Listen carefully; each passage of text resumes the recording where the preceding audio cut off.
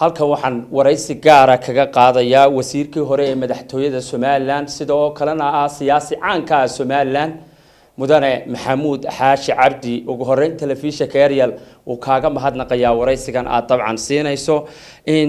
Soomaaliland waa ogtahay hadalhaynta maalimihii u dambeeyay socotay waa buugga uu qoray hogaamiyaha xisbiga mucaaradka ee wadani Xirsi Cali Xaaji Xasan buugga oo arrimo badan lagaga hadlay xafladiisina adigu dabcan aad ka qayb gashay ugu horeyn buuggaas sideed u arkaysaa waan kaaga mahad celinayaa kulankan iyo waraysigan waa dhab buuggaas Xirsi Cali Xaaji Xasan qoray ee uu ugu magac daray miyi ilaa madaxtooyada miyiga ilaa madaxtooyada xafladii lagu soo bandhigay waan ka qayb galay hadal waan ka jeediyay waxaan goobta ka sheegay marka laga tago hadalkii kale balaadhna ee meesha ka jeediyay aan ka afeeftay inaan buugga akhriyin xilligan hadlayay buuggaasina wuxuu la soo baxo uu deeleeyahay neef waliba sirtiisu iibsamaa waan arkaa sida loo hadalhayo buuggaas runtii waxaan jecelahay buugga inaan wax faallaa maxamuud ahaan ka bixin waxaan jecelahay inaan u daayo qiimeyntiisa iyo ka falcelintiisa bulshada Soomaaliland waxgaradka bahda qoraalada wixii uu gefaf ku duugan iyo wixii uu dhaliilay iyo wax wanaag leeyahay intaba intaasaan runtii ku ururlaha buugga waxa uu ku xusay hogaamiye Xirsi Cali Xaaji Xasan in 45 maalmood kadib waa markii madaxweynuhu uu dalka qabtay idinka isaga iyo adigaba la idin yeeray in arinta maxaad ka leedahay arinta Xirsi uu buuggiisa ku qoray anigu maxamuud ahaan goobjoog kamaan ahayn kulan nologu yeeray madaxweynuhu xilligaa uu talada dalkaba ku cusbaa ee uu buulcawska ahaa ee afka qalaadna lagu yeeray honeymoonka kulan loogu yeeray oo macnihiisu daaranaa in madaxweynihii xasuustiisu luntay oo aanu ama xumaatay uu iscasilay la qabeeyay muxuu ahaa walwal ka muuqdo arinta anigu goobjoog kamaan ahayn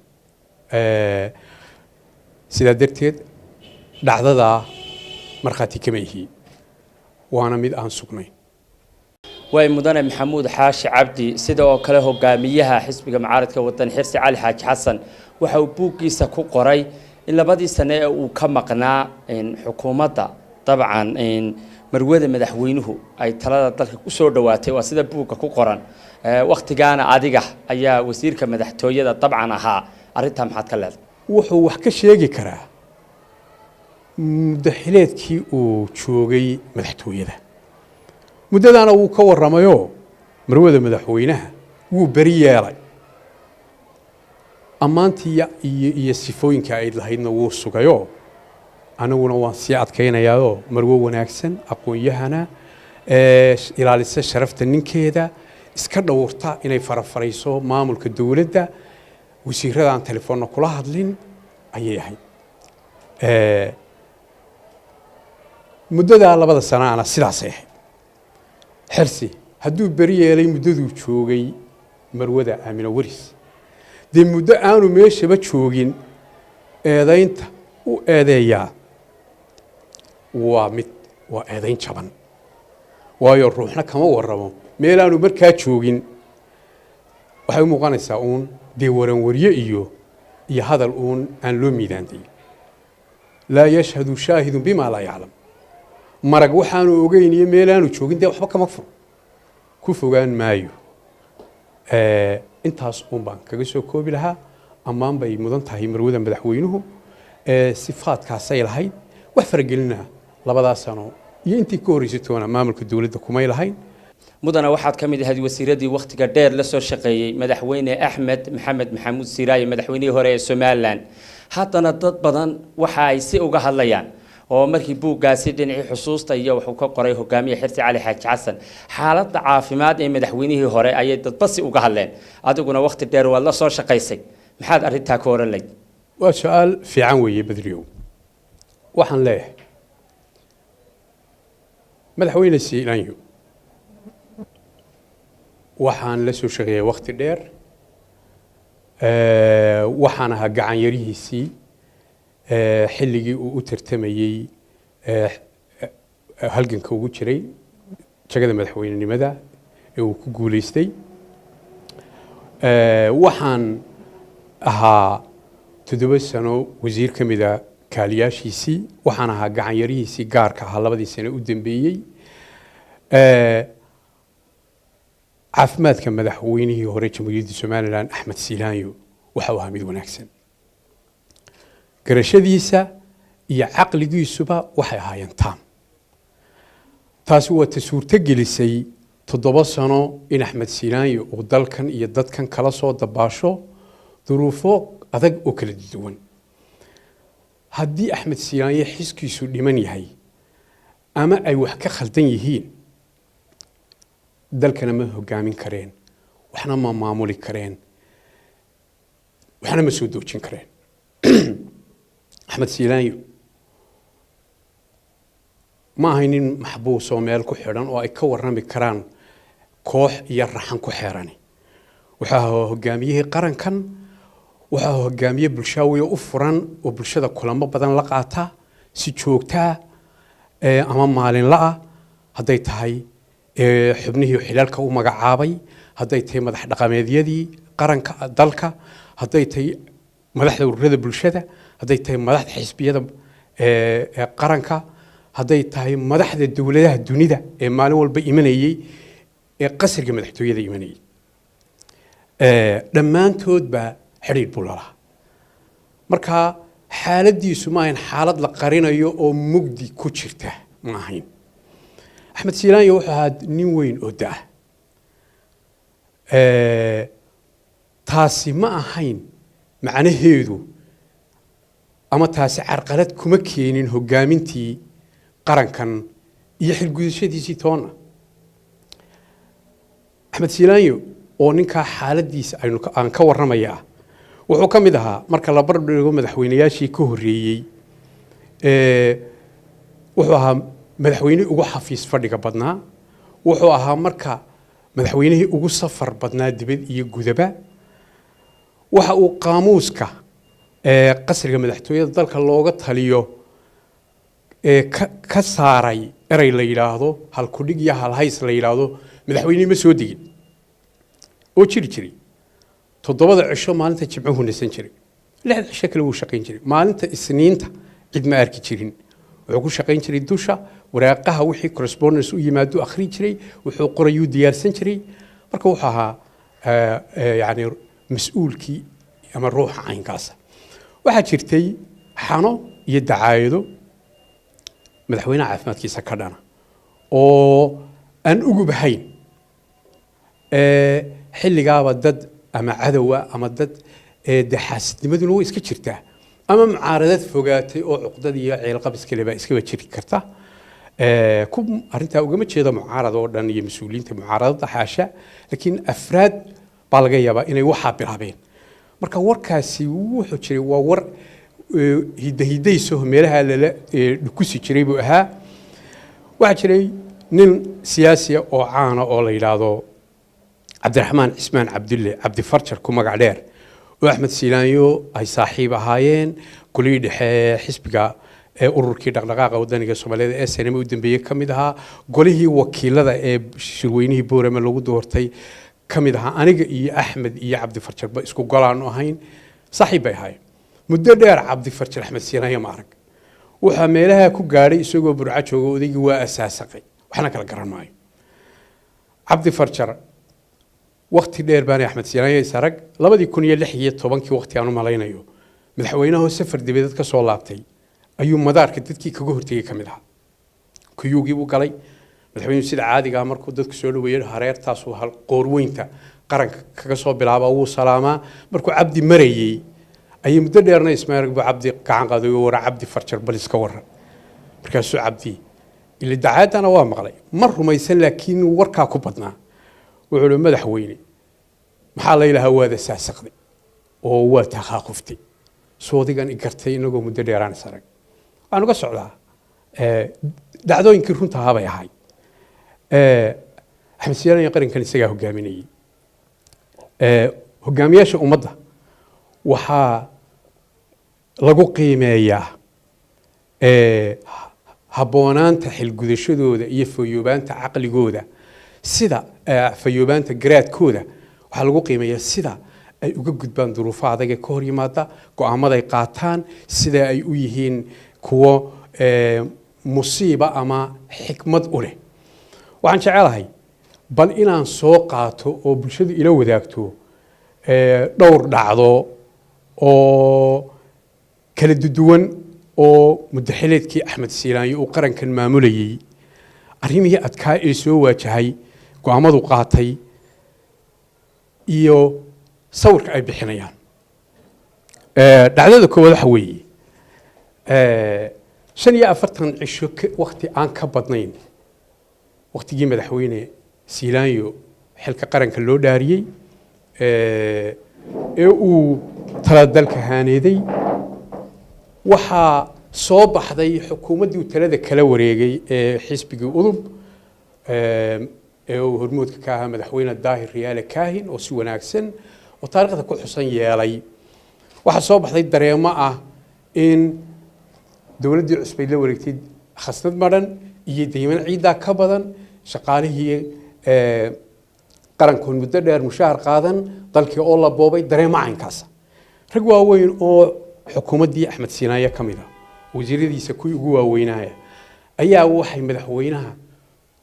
tale ugu soo jeediyeen iyagoo ku adkaysanaya in arrintaa wax laga qabto oo isbeddelku ka bilaabma arrintaa isbeddelkii kulmiye waday inuu arrintaa ka bilaabo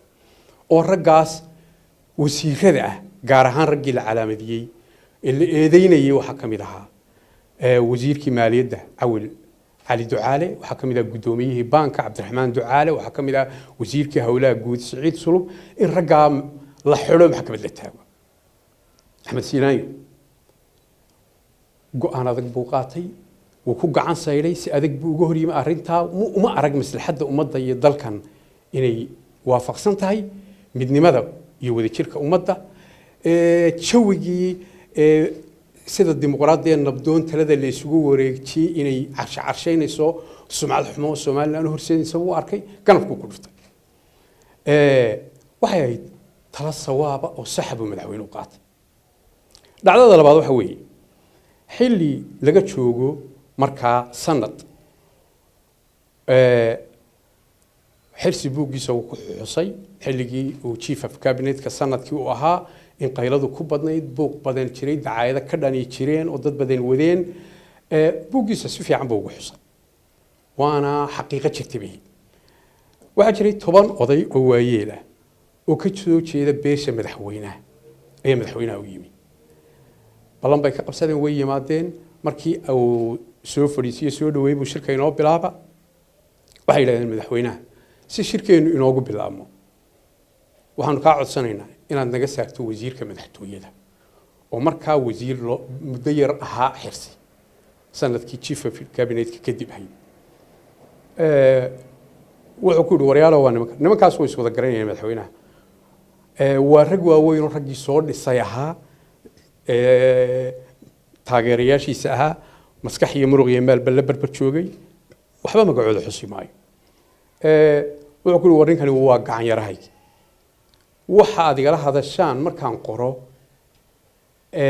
diiwaan geliye ee aynu ka qaadaa dhigno kullayba wuu ogaanaya way isaga fayl gareynaya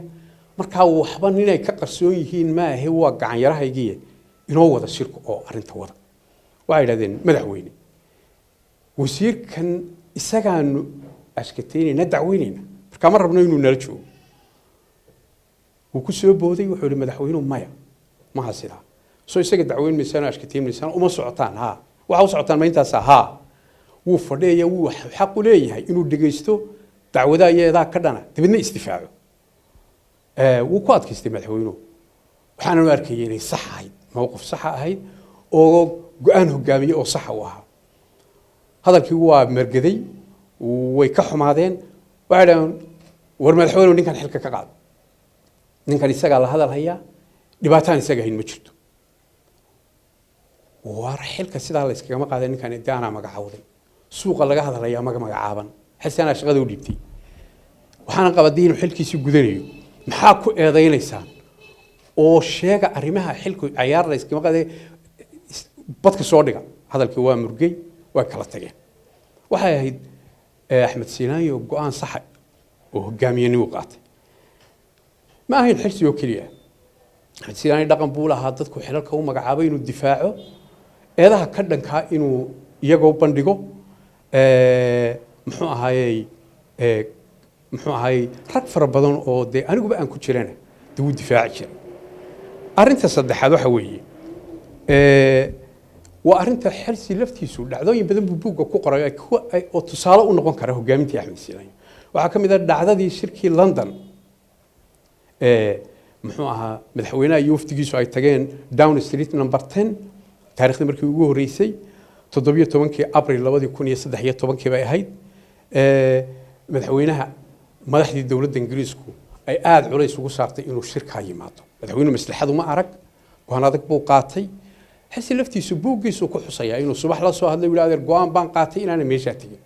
waxay talaabo hogaamiyenimo haddaan qarankan daanu madaxweyne ka ahayn go'aamada adag oo maankiisii miyirkiisu fayoobeyn dee ma qaadan kareen waxaa ka mid ah oo afraad xisbiga kulmiye khilaaf xoog la soo galay loolan adag baa muxuu ahaayey dhex maray muddo ayuu xisbiga kulmiye wuxuu la ragaaday khilaaf hadheeyo oo dhexdiisa mucaaradad xooga oo dibadda xisbiga kulmiye iyo madaxweyne siilaan iyo xukuumaddiisa ragaadiisay ma jirin laakiin dagaal adag baa xisbigii talada dalka hayay ka dhex dhacay waxaa isu soo sharxay guddoomiye rag badan baa wax doonayay laakiin raggii ugu cadcadaa waxaa ka mid ah wasiirkii maaliyadda cabdicasiis maxamed samaale xilligaa oo ahaa siyaasi culus rugcadaaya nin kambeynada ku fiican ah wasiirkii maaliyaddana madaxweynuhu markii doorashadu soo dhowaatay shirkii guddoomiyaha aakhirkii lagu doortay muuse biixi jagada guddoomiyahanimada rasmiga loogu doortay markii hore kumeel gaadh buu ahaa 29 abril 2014 ka hor waqti yar wuxuu arkay inuu xisbigu burburi karo dhaawacyo xoog leh ku iman karo hadday sidan ku socoto cabdicasiisna uu madasha isu soo taago talada markuu isku qanciyey dabcan dadna la tashaday wuxuu go'aansaday wuxuu yeedhay wasiirkiisii maaliyadda goorfiida cabdicasiis maxamed samaale oo ah raggii soo dhisay wasiirkiisii maaliyadda nimuu ku kalsoon yahay jecel yahay isjecel yihiina wuxuu u bareeray wuxuu yidhi cabdicasiis waxaan doonayaa jagadaa guddoomiyenimada tartankeeda inaad ka hadho wasiirkii maaliyaddaa tahay jagadaadaa joog muusena xisbigiisa ha haysto muuse biixi cabdi go'aan adag oo qaraar buu ahaa uu u arkay inuu ku kala daweyn karayo ama ku kala xasayn karayo haldoorkiisa loolamaya wuxuu arkay tartanku waa xalaal waa la tartamaa dimuqraadiyadda ku jirta wuxuu arkay inuu xisbiga dumin karo marka rag awood u laho culus uu ku tartamo go'aan adag buu qaatay axmed siinaanyo waxay muujinaysaa dhacdadaasi hogaamiyenimadiisa iyo haldoornimadiisa uu qarankan ku soo maamulay waxaa jirtay doorashadii golaha deegaanka 29 bishii November 2012 ka dhacday dalka oo si wacan u dhacday oo madaxweynuhu fuliyay ballanqaadkiisa ahaa inuu ururadii furo cusbaha waxaa ka soo baxay khilaaf xoogan doorashadii degmada Sayla gaar ahaan laba beelood oo walaalaha baa degmada Sayla degmo doorashada Sayla gobolka Seleal ka hadlimay waa degmo doorashada Sayla oo degmo bii'a oo 17 kursi xildhibaan laga doorto waxa ka soo baxay khilaaf weyn degmada waxa maamulkeeda gacanta ku soo hayn jiray beesha Ciise waxa dhacday waxa 17 xildhibaan waxa ka soo baxay 7 xildhibaan oo beelaha Ciise iyo 10 xildhibaan oo beelaha Gadabuursiya arrintaas waxay sababtay in ay fariistaan xildhibaanadii beelaha Gadabuursi oo doortaan guddoomiye iyo ku xigeen isku beel ah xuseen iidla barkhadle iyo sacad daahir cige ayay u doorteen guddoomiye iyo ku-xigeen arrintaas waxay saamaysay nabadgelyadii deganaanshihii guud ahaan gobolka awdal gaar ahaana gobolka sare cabatiin weyn xoog weyn bay iyo gilgil bay ku samaysay madaxweynaha mas-uuliyad baa xukuumadda ka saaran wafdi buu diray saylac wasiirro u diray bal arrinta gacanta ku qabta wasiirro iyo xubno mas-uuliyiin oo kalena waxaa loo diray magaala madaxda gobolka awdal boorame anugu ka mid baan ahaa maxamuud ahaan wafdi madaxweyne ku-xigeenka hogaaminayo waa la isku soo noqday arrintii xukuumaddayadii lafteedii iyo madaxdayadii ku kala aragti baan nahay halad baabi iyo doorashada golaha deegaanka ee saylac hala tirtiro ra'yi leh maya de si xalaale u dhacday maxaa loo tirtiraya madaxweynaha ad marka taladu soo dhabaqdo guddoonka u dambeysay madaxweynaha leh xilligaa waxaa wasiirka arrimaha gudaha maxamed nuur caraale duur oo si wanaagsan u shaqaynayay xaqiiqdii madaxweyne go-aan adag buu qaatay wuxuu guddoonsaday in sideeda doorashada loo daayo oo de waa doorasho iyo cod dhacday aanu qalindaarin iyada oo aan waafaqsanayn habkii labada reer la isugu wadi lahaa haddana waxay noqotay qasb doorashadii in sidii loo daayo madaxweyne go-aan adag buu qaatay madaxdii iyo ergadii dadkii ciise ee odayaasha halka u yimid gendiga rag ka socdaa ku jireenna wuxuu ku qanciyey war dowladdan hayo waxaad ka tabanaysaan ee ka doonaysaan wax iga weydiista aniga laakiin arrintaasi waa arrin aan waxba ka qaban karin khilaafkii sidii baa lagu dabiyey laba beeloo walaalo isjecel bay hal wada dugo isdhala sidii baa bagooda burcad la isugu mariyey khilaafkiina lagu biyey waxay dhacda aada iyo aada saamayn u leh gobol weyn runtii ka dhacday waxaa iyadana jirtay 2015 laba beelo oo walaalaaba isku dilay degmada Taleex ciidamada qaranka Jamhuuriyadda Soomaaliland oo ciidamo badan ayaa madaxweynuhu amray in halka la geeyo Taleex Arooley holhol si nabad loo sugo maamul fidina dhinac ka ahay arrintaasi buuq badan bay abuurtay Soomaaliya sida imankaba ciidamadeena tukaraq loo geeyay uga qaylinayaan ayay uga qayliyeen dacwooyin bay qoreen beesha caalamka culays baa kaga yimi madaxweynaha beesha caalamka dowladda Mareykanka Ingiriiska midowga Yurub ay leeyihiin ciidankiina ka soo saara Taleex sida iminka tukaraq madaxweyne Muuse Bixiba loo saaray culayska in uu ciidanka ka saaro uu runtii go'aan geesinimo leh u qaatay in ciidanka halkii ku hayo madaxweyne Siinaaya tallaabadaas oo kale u qaato dhaguma jalaqsi wuxuu arkay arrintan inay tahay arrin xad iyo siyaasad saameyn ku leh wuxuu halkan ka diray wafdi uu wasiirka arrimaha dibadda maxamed biixi yoonis hogaaminayo anugu ka mid baan ahaa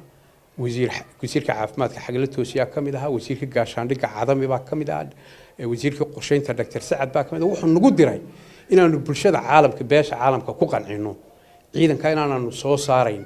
ciidanku xad dhulkiisii joogo dhibaatana aanan wadin waxay arrin adag oo qarannimada Soomaaliland saameyn ku leh waxa jirtay 26 Oktoobar 2015 khilaafkii xisbiga kulmiye ka dhaxdhacay iyo xukuumadda waxay sababtay in xubno badan xilalkoodii iska casilaan oo xirsi cali xaaji xasan uu ka mid ahaa isagoo wasiirkii madaxtooyada ahaa kursiga jagada markii dambe madaxweynuhu iyo magacaabayna uu isagu iskii u baneeyay maalin adag bay ahayd walba shacbiga Soomaaliland galay siyaasiyiin waaweyn oo golihii xukuumadda ka baxay tijaabay ku ahayd hogaaminta madaxweyne Siinaaya arrintaas bulshadu waxay wada dhigaystay duhurkii iyadoo wada warwarsan oo warbaahintii wareysiyadii iyo istiqaaladihii iyo iscasilaadihii la dhigaystay mas'uuliyiinta duhurkii waxa la sii daayay wareysi madaxweynaha ay ka qaaday BBC-du Axmed Saciid Ciga oo nuxurka uu halkudhigadiisa ay ka mid ahayd nidaamkan waa nidaam madaxtooyo oo u jeeday ma aha dawlad ra'iisul baarlamaan dawlad ka dhisan gole baarlamaano hadday bartagaan dhacaysa waa nidaam madaxtooyo xubnaha de ila shaqeyn waaya maamulka la socon kar waaya xaq bay u leeyihiin de ka iscasilaan oo ka tagaan kaligoodna cidda xilka qaadi karta ma aha dad badan baa shaqala oo jogooyinka buuxinaya xilalkaana waan buuxin doonaa iyagana hadal gobonnimo leh iyo galad oo aanu ka tagin xitaa is-abaashigii wada shaqaynta iyo kaaliyanimadii ay u ahaayeen ayuu ka daba tuuro wuxuu ilaahay meel roon iyagana geey waxaan uga socdaa maalin kadibna wax buuxiyay jagooyinkii ugu muhiimsanaa waxay muujinaysaa duruuftaas siduu uga gudbiyay dalka shacbigii u dejiyey siyaasaddii u soo dabaalay u muujiyey inuu yahay hogaamiye talada gacanta ku haya oo adag waxa iyaduna ka mid ah dhacdooyinkan jecelahay inaan halkan ka xuso uga faa'iidaysto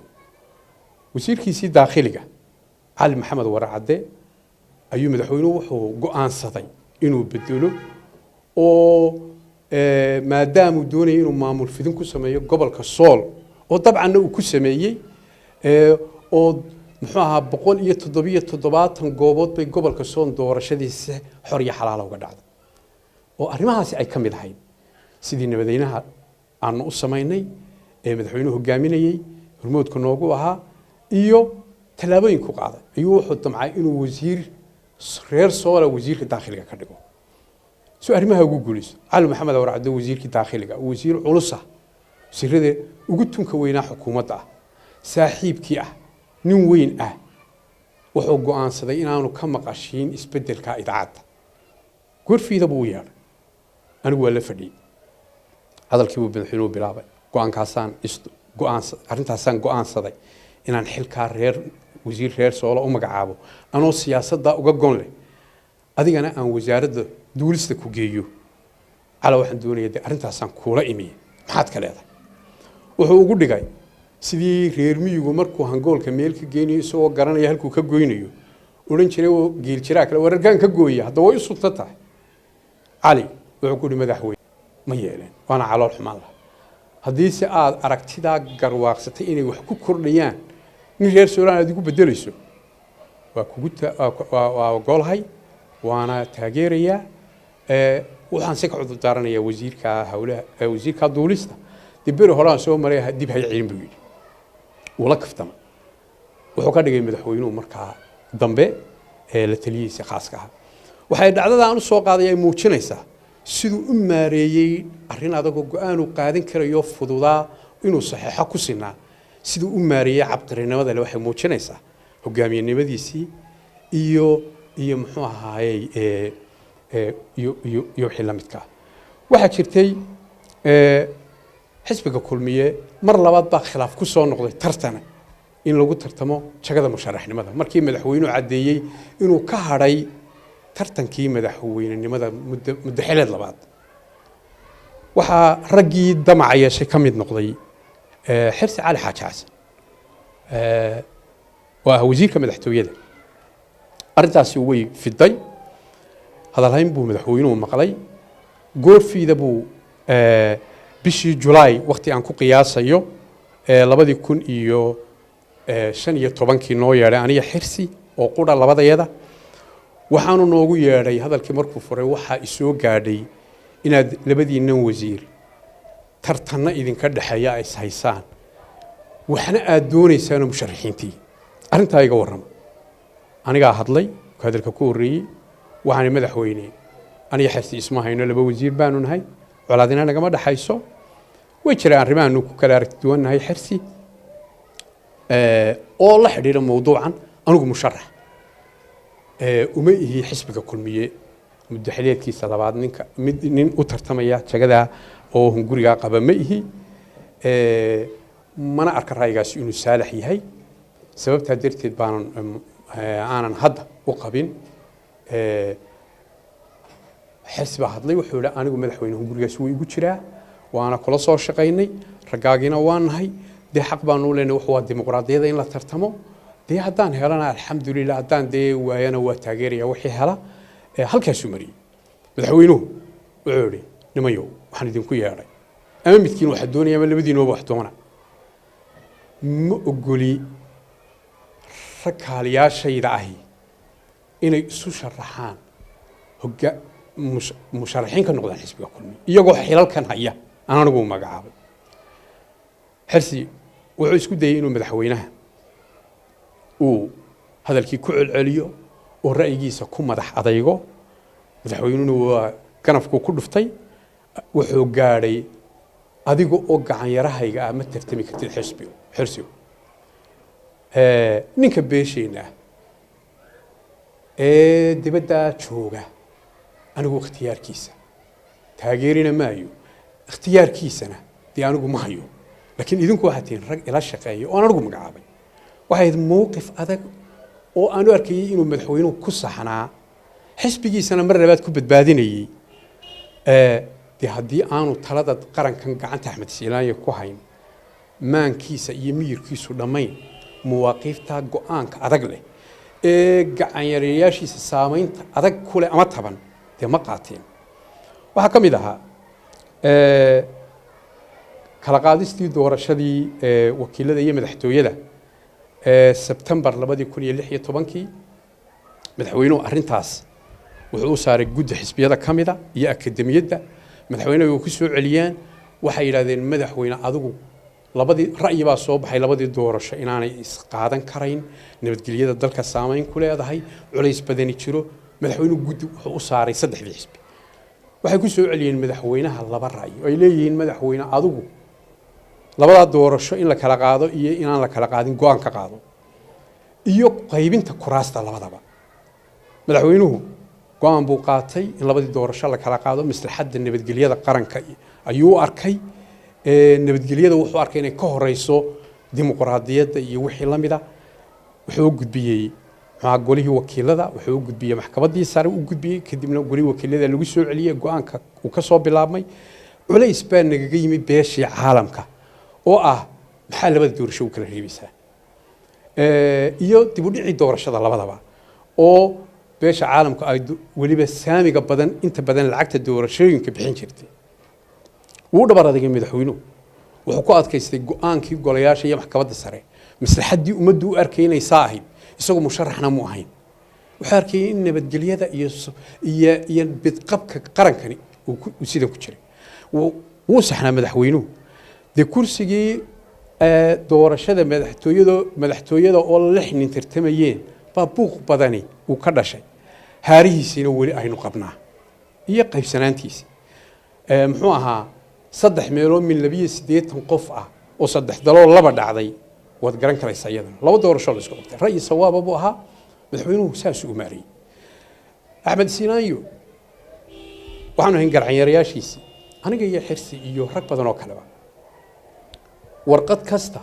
oo aan ama iyo khudbadaha aan loo soo qoro iyo waraaqaha loo soo qoro weligii ma saxiixin warqad aanu akhriyin oo feenin khudbadaha ilaa komada iyo capital letterku nagu qabsan jiray weerdin ku oran jiray ereyada bedel wuxuu ahaa dee madaxweynaha xiskiisa qabay ayuu ahaa wuxuu ahaa xilligaan la shaqaynayay dhacdada u dambaysa ayaan 11 maalin ka mid ah maalmaha golaha wasiirada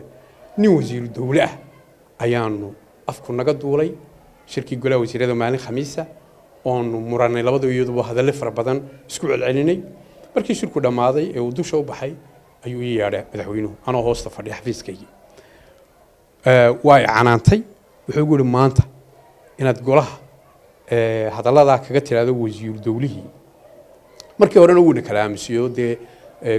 miisku garaacay waanu qaadanay inaad sidaa u hadasho ula hadasho صح ما هي قلت بي هيد وان كوكو عنانيا وان كوكو دليليا مدحويني مركاسان إلي طبعا دي استفاع مدحويني دي سقى هذا الكيجو هريو عنك يقول عنك مسؤول ورق عن يراها يجيبات حمودو إن وأركو إن هذا محوها هي اللي أنا بالشركة في اليوم قدومين إيه إنه أركو وزير كله إن هذا أود ديده عاد كو هديديسو معه مركا waxay tusaalooyinkaas waxay muujinayaan hawlkarnimadii iyo xilgudashadii iyo hal-abuurkii iyo hogaamintii axmed siilaanyo intaa daawadayaal waxaa ku eeg waraysiga aan ka qaaday maxamuud xaashi cabdi siyaasi caanka Soomaaliland xilal badan dabcan ka soo qabtay mudane wasiir hore aad iyo aad mahadsantahay